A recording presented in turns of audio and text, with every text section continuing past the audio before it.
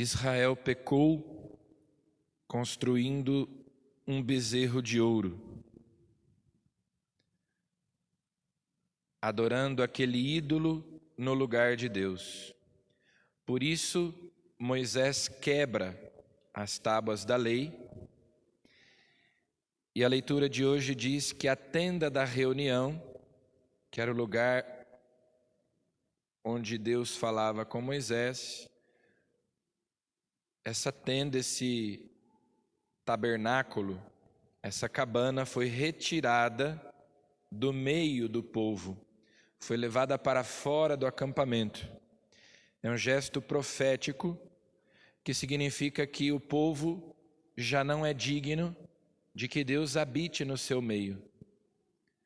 Para encontrar-se com Deus, é preciso sair do meio do povo, porque aquele povo se corrompeu, pecou contra Deus, então a tenda é colocada fora. Deus já não pode habitar em meio àquele povo. Moisés precisa sair do acampamento para entrar na tenda e falar com Deus. A leitura fala também dessa intimidade que Moisés tinha com Deus. Falava com Deus como um homem fala com o seu amigo. Falava com Deus face a face. E nós sabemos que Jesus é aquele que estava no seio do Pai, como diz o Evangelho de São João, e que revelou Deus para nós. Ninguém jamais viu Deus. Mesmo esse face a face de Moisés tinha as suas limitações. Moisés era íntimo de Deus, mas Jesus é o Filho de Deus. Aquele que estava no seio do Pai foi quem o revelou a nós. Ninguém jamais viu Deus. E aparece Moisés intercedendo pelo povo que havia pecado e pedindo a Deus clemência, misericórdia, compaixão, que desistisse do mal, de punir o seu povo. E por isso Deus então concede as segundas tábuas da lei. As primeiras tábuas tinham sido quebradas depois do pecado, da idolatria, da fabricação do bezerro de ouro, e agora Deus, misericordioso, concede uma nova chance. Deus dá novamente os seus mandamentos ao seu povo. É uma renovação da aliança. Deus restabelece a aliança que tinha sido rompida, que tinha sido quebrada. E o Senhor passou diante de Moisés, proclamando: o Senhor Deus misericordioso e clemente, paciente, rico em bondade e fiel, perdoa culpas, rebeldias e pecados, mas não deixa nada impune.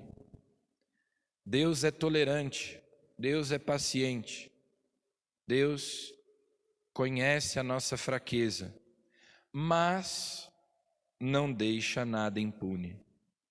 Isso nos liga ao Evangelho, a parábola do joio e do trigo.